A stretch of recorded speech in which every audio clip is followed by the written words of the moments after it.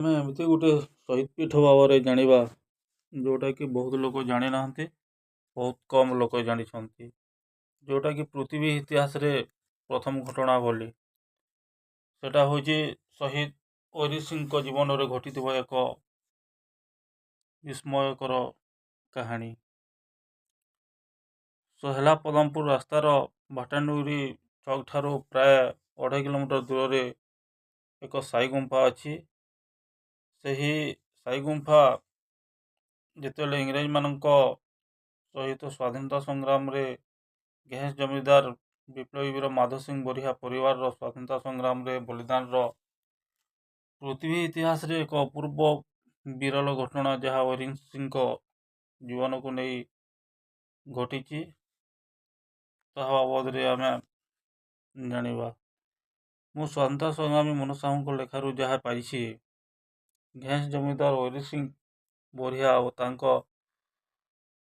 ସୈନ୍ୟମାନଙ୍କୁ ନେଇ ସେମାନେ ଇଂରେଜମାନଙ୍କ ଠାରୁ ରକ୍ଷା ପାଇବା ପାଇଁ ସେମାନେ ସାଇ ଗୁମ୍ଫାରେ ଆତ୍ମଗୋପନ କରିଥିଲେ। ସେତେବେଳେ ଇଂରେଜମାନେ ହରି ସିଂ ଓ ମାଧ ସିଂ ପରିବାର ସମସ୍ତଙ୍କୁ ଖୋଜାଖୋଜି କରୁଥିଲେ। ସେ ଟାଇମ୍ରେ ଖୋଜି ଖୋଜି ସାଇ ଗୁମ୍ଫା ପାଖରେ ପହଞ୍ଚିଥିଲି, ଦେଖିଲେ ଯେ ସେଠାରେ ଗୋଟିଏ ତାଙ୍କର ପୋଷା କୁକୁର ଥିବା ଦେଖି, ଆଉ ସେ ଗୁମ୍ଫା ଭିତରୁ କିଛି ଧୂଆଁ ବାହାରୁଥିବାର ଦେଖି ଜାଣିପାରିଲେ ଯେ ଭିତରେ କିଛି ଲୁଚିଛନ୍ତି।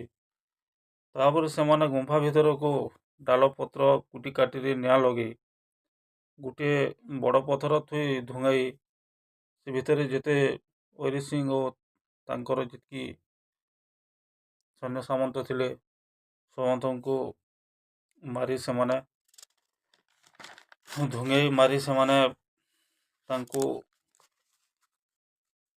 ଦେଇଥିଲେ।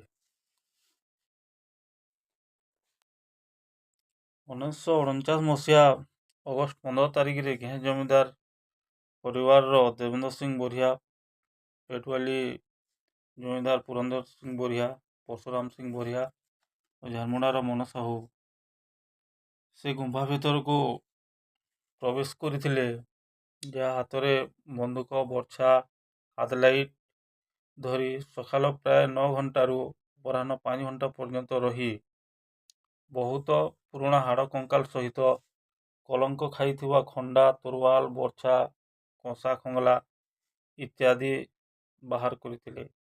ସେମାନେ ପ୍ରାୟ ଏହି ଗୁମ୍ଫାରେ 36 ହାତ ଭିତରକୁ ପ୍ରବେଶ କରି ଭିତରେ ସେମାନେ ଟର୍ଚ୍ଚ ମାରି ଦେଖି ଭିତରେ ଆହୁରି ବଡ଼ ଗୁମ୍ଫା ଥିବାର ଜାଣିପାରିଥିଲେ। ଭିତରେ ଉଦ୍ଧାର କରିଥିବା ସାମଗ୍ରୀ ପେଟୁବଲି ଜମିଦାର ପୁରନ୍ଦର ସିଂ ବରିହାଙ୍କୁ ହସ୍ତାନ୍ତର କରିଥିଲେ। ଏ ହେଉଛି ସେ ସାଇ ଗୁମ୍ଫା। ଏ ସାଇ ଗୁମ୍ଫାରେ ହରି ସିଂ ବରିହାଙ୍କ ଯେଉଁ ଆତ୍ମବଳିଦାନର ଏକ ବିସ୍ମୟକର ଘଟଣା ସେ ସମୟରେ ଥିଲା।